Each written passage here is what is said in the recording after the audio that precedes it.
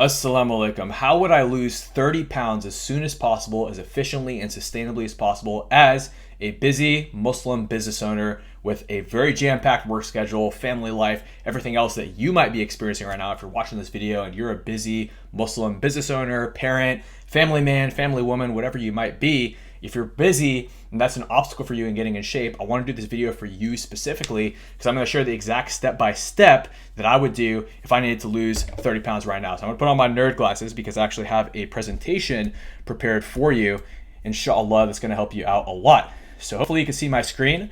Lose 30 pounds as soon as possible. What would I do as a Muslim business owner if I need to lose 30 pounds as efficiently and sustainably as possible, while praying 5 times a day, while running a fast-growing business, spending time with the family without doing restrictive dieting or hours of cardio? Again, this is a step-by-step guide. So this is going to be a very technical video. So if you don't like technical videos, maybe don't watch it. But if you want like an actual step-by-step as opposed to more of the storytelling, which I know is a little more engaging, and I'm going to try to make this engaging. But if you just want like a technical step-by-step, pull out a piece of paper and a note and like a pen to take notes with, because this is going to give you a lot of practical steps that you can take action on right now.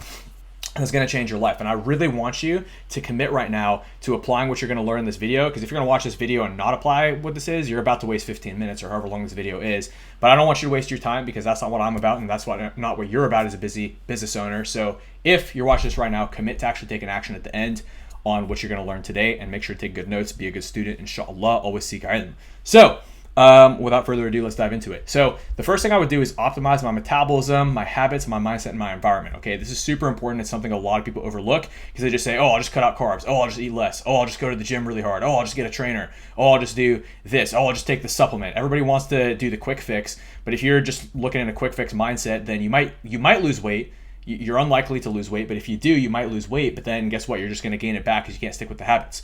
So you got to actually build right habits. Beautiful thing is, Islam actually gives us structure that we can leverage to produce better in business and to produce better results in fitness as well. And then as far as the actual motivation piece, like the mindset piece, I'm not going to go into that in this video, but the last video I posted before this goes deep into the motivation piece. So watch that if you need help with motivation and making a commitment, or obviously contact me, drop a comment below if you need additional help on this, okay? And then we want to be able to leverage accountability from either your family, if you can trust them to hold you accountable, from a friend, if you can trust them to hold you accountable, from a coach, whether that's me, whether that's somebody who maybe you know better than me or you trust more than me. Hopefully I'm the most trustworthy coach you know, but again, find somebody who can hold you accountable.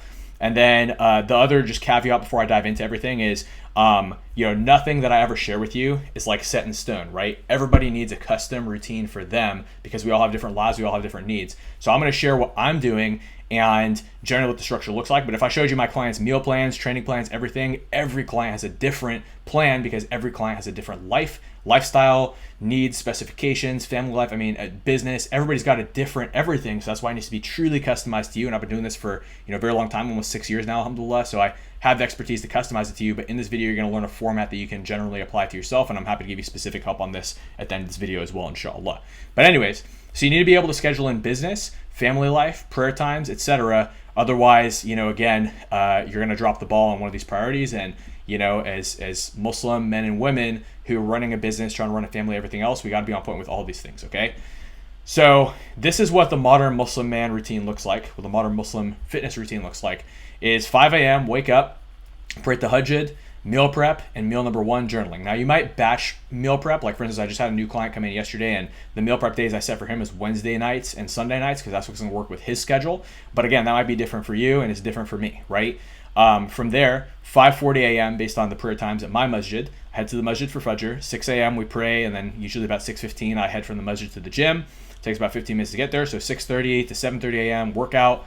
It takes about 30 minutes to get home in traffic after that, so I listen to an audiobook to make that time efficient for me, and I drink a protein shake right after my workout. From there, I shower and I eat meal number 2. And again, I'm on 5 meals a day right now, but most clients that I have, usually we do 3 to 4 meals a day, but I've even had some clients on 2 meals a day. I've had some clients on 6 meals a day. So again, this is just custom to me, like I said in the previous slide. But again, we can help you customize it to you. Now, from 8:30 to 12:30 p.m., that's where I get a 4-hour session of deep work, okay, where I might be doing content planning, strategizing, client programming, client accountability. Usually client accountability is something I delegate, and then my staff tells me like who I need to follow up with who didn't do their workout. So I'm not like in Trainerize my app, like checking who did their workouts or not. My staff does that. But again, I'm doing the deep work and usually a lot of strategic thinking, planning, creating slideshows, all that important stuff, writing that requires a little bit more focus to get done. Okay, so I do 4 hours of that. And if you ever read the book Deep Work, can't remember who wrote it, but it's a great book that teaches you about leveraging that strategic time that you have in the morning. And especially after a workout, you're going to be in a heightened state of energy and focus. Now, 12:30, based on the prayer times in my area, San Diego, California, I pray Doher and I eat meal 3. And it's funny because I used to just like try to cram my prayers in like between everything, and I would end up praying fast, which is not good because it makes you feel not like insincere, but just like you don't get the full benefit of prayer, really being present and paying attention to your prayer and truly submitting to Allah subhanahu wa ta'ala. So what I decided to do is, since I was struggling with that and with being consistent with my meals, I might as well just cluster those habits together. So now I have a 30-minute block where I heat up my food. While my food's heating up, I pray, and then I really am able to take my time, be present, and truly get the benefits of prayer. And then I eat once the food is cooled down, and it just works out perfectly, alhamdulillah. And I've set that boundary, I've time blocked it in so that nobody books meetings at that time. Now from there, I do my first 2 1-hour meetings from 1 p.m. to 3 p.m. This is my first meeting block. Then 3 to 3:30, I have Asr and meal number 4. Again, that's because I'm on 5 meals a day, but let's say you're not on 5 meals a day, you might have a little snack, or you might not eat, you might just drink some water, get some fresh air, maybe go for a walk during that time as well to keep yourself in a heightened state of focus for your last 2 meetings of the day. And then again, I like to do the meetings more in the evening because I can't really do the deep work, strategic, introverted thinking type work that I do in the morning, but I'm a little bit more extroverted in the evening because it takes a little bit less like mental focus because again, you're on a call with somebody, so it's easier to stay focused. It doesn't require as much discipline, which I typically use that discipline time in the morning. Now, next up, 5:30 to 6, maghrib and a light protein snack, or if I was on like, only 4 meals a day and I didn't have a meal at 3 p.m., I would have it at 5:30 p.m., right? And again, I have some clients who are on 2-3 meals a day, so I don't want to get any questions in the comments which are like, oh, well, what if I only want to eat 3 meals a day? Well, I mean, I guess you could ask that question and I'll answer it, but I just want you to be aware of like the caveats, because sometimes I get hater comments where people are like, oh, you only need 2 meals a day to lose weight. It's like, dude, everything is custom depending on what the individual needs. I tend to find that eating more meals keeps my metabolism burning faster, but again, that's just me. That's what works for me. There's also been times in my life where I've had to do like 2-3 meals a day because I was just that stacked with business, right? And then 6 p.m., that's what I switch off and do family time. But let's say I have to work from 6 to 9 as well because I was trying to do 11-hour days, then I could do that as well, right? It just depends on you and what you need, and we can customize this to you. But for me right now, I'm trying to spend a little more family time, and I want to switch off at 6 p.m. so I can get to bed by 9, get 8 hours of sleep, which I try my best to do, and that's probably my biggest sticking point right now. But again, this is a nice time to get some family time and switch off. But again, you could also use it to work. And there's some days where I use this 6 p.m. block to get a little bit more work done, track my numbers, follow up with my new staff member. I mean, there's a number of things I've used this block for previously, or, call an old friend or whatever else you need to do during that time. And then 7 p.m. I share with the family or by yourself if you need to. But again, it's nice to do it with the family. And then 7:30 p.m. I do meal 5 with the family. And then 8 p.m. I go for a walk and I get ready for bed. Let's say that you're like a busy family man or woman and like you need to spend more time with your kids. You could take your family on the walk too. You could take your wife or your husband on the walk as well, and it ends up being beneficial for both of you. Or if you need some personal time and space for yourself, which I often do because I'm kind of a little bit more of an introvert at heart, then I usually do this walk by myself. Now 9 p.m. sleep. Now I don't have a wife yet, and I also don't have kids yet, but inshallah when I do, that 9 p.m. block is going to be a time where I put the kids to bed and spend quality time and intimate time, if you know what I mean, with my wife. Now, I know you might be watching this right now and you might say, oh, this guy doesn't have kids, so he can't relate with me, blah, blah, blah. And I used to get that all the time. I have a bunch of clients who have kids, so I have tons of experience working with people with kids. Like, I have clients who work up to 100 hours a week and have multiple kids and are either a single parent or a married parent. I've literally worked with so many different varieties of clients. So I do not want to hear the excuse, oh, you don't have kids, so you don't know how to relate with me. No, trust me. I've worked with so many people with kids that you just got to stop making excuses, okay? Don't use your kids as an excuse. Use them as a reason to level yourself up and be a better role model and teach your kids what health looks like. Otherwise, they're going to have the exact same pain and problems that you do when they get older, and they're probably not even going to look up to you, and you're not going to have a good connection with them because you're always tired and you're not setting a good example. You're being the grumpy old uncle with the belly, right? Or auntie or whatever, right? So take care of your health and be a better role model for your kids, and there's a number of other motivators we can use to actually get you accountable and past your excuses. Now, again, just want to drop a little caveat again for those who are like, what, do I have to eat 5 meals a day to lose weight? No, you don't need to eat 5 meals a day to lose weight. I have plenty of clients lose weight on 2, 3, 4. It's all custom to you. I even have some people, very rare, who will do like 6, 7 meals a day because, maybe they're doing contest prep for bodybuilding, but that's pretty rare. I usually work with busy professionals like yourself who can practically fit in usually 3 or 4 meals, right? But again, the daily total of your nutrition and the quality of the food you're eating is the most important thing. And that kind of ties in with the next thing, right? So within nutrition and training, the first thing I would do in the first month is just figure out what foods cause inflammation for me, and I would obviously seek knowledge around this, right? If I was, if I didn't know this stuff, right? And then I would switch the ingredients in the habitual foods that I typically eat. Like, let's say that's biryani and nahari if you're Pakistani like me. I'm also half Algerian, so I also like burek and jedi and all that stuff. So I would create low inflammation versions of these foods instead of the high inflammation versions full of gluten, dairy, corn oils, or seed oils, and a bunch of other inflammatory oils. And if you want more info on this, check out the video within the nutrition playlist of my channel, where I talk about how to swap out for low inflammation versions of your favorite foods. Now, the next thing is I would build my technique and all this other stuff, my form, my posture, my mind-muscle connection, so I could safely strength train and not get injuries in months to come, and also to make my physique look better, because obviously the rounded forward shoulders look is not a good look, and it makes your belly look bigger, and it's just overall not a good. It's not good for your longevity, and you don't want to be that guy who can't pray when he's 60 because his body's destroyed, or her body's destroyed from just having bad posture and not having the discipline to take care of the body that Allah gave you, right? So again, if you can do the above two, where you're cutting out inflammatory foods, swapping it out, adding a little more protein to your meals. That's another thing I add to that, is adding protein to my meals, making sure I'm getting 20 to 30 grams of protein with each meal to get my body in protein synthesis.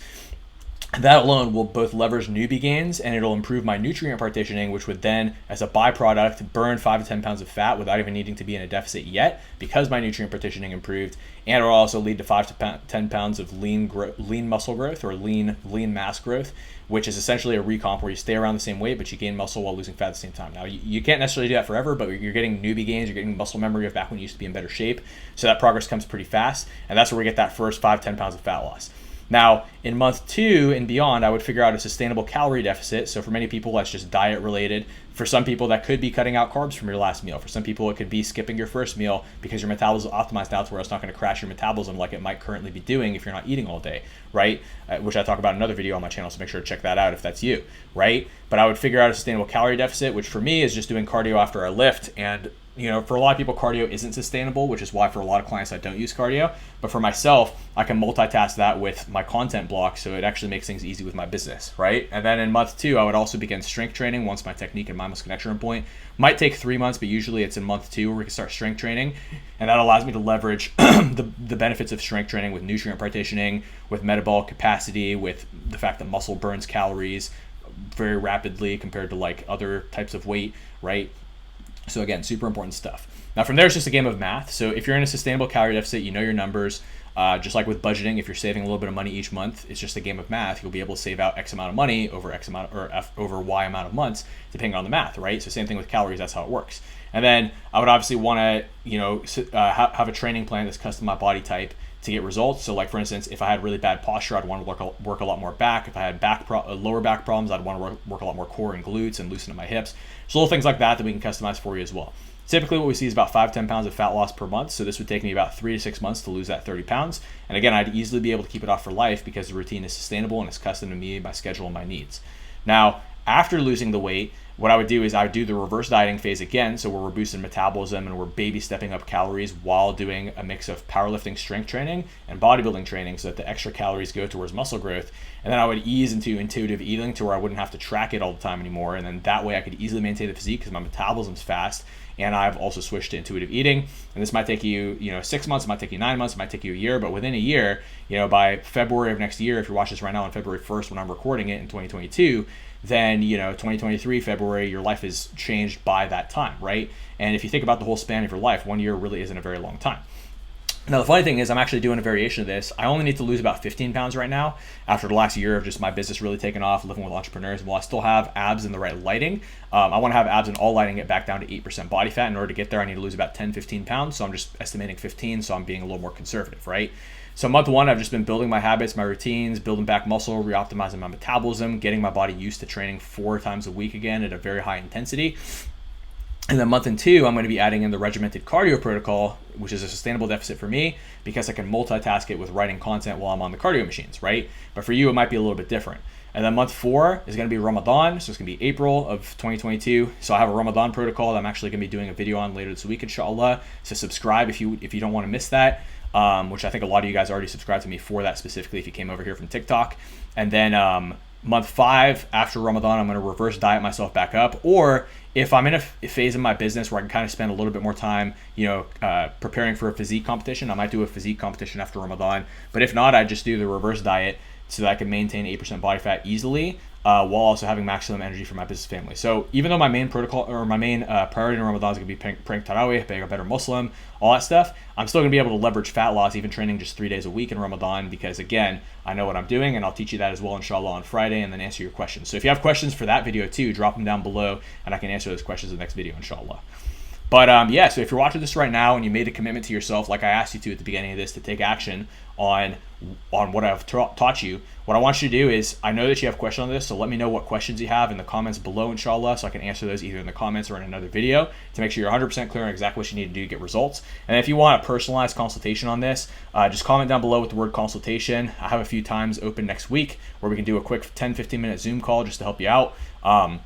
I'll make sure I'll block some of that time in the evening, inshallah, so that I can help you guys out more specifically. And then if you know somebody who maybe they need to lose 30 pounds, maybe they just need some help with their fitness, they've been talking about losing weight for a while, but they haven't been doing it, they haven't been taking action because maybe they were uncertain, didn't know what to do, and they would benefit from acquiring the ilm, the knowledge that I'm sharing here, then please share this video with that friend, because obviously it helps the channel to get more views and it helps me to reach more Muslims inside of the ummah and ultimately get this message to more people. So jazakallah khair for watching. Again, let me know what questions you have. Let me know if you need additional help on this, and inshallah, let's crush our fitness goals this year. Remember, the body that Allah has given you is an amana, right? So we got to treat that body with respect. And also for dunya purposes, when you're healthier, you have more energy, you're a better role model to your kids, you produce better in business, and overall your life's just better because you're happier and healthier. It does take some discipline on the front end, just like Islam, but just like with Islam, when you pray 5 times a day, your life becomes better. Likewise, when you take action on your nutrition and training, and you learn how to do this stuff for yourself, ultimately what ends up happening is your life gets much better as well, and that allows you to become a better Muslim, a better man or woman, a better parent, a better business owner or professional, whatever it is that you're doing. So inshallah, let me know what your questions are, let me know what you learned, and I'll see you guys in the next video, inshallah.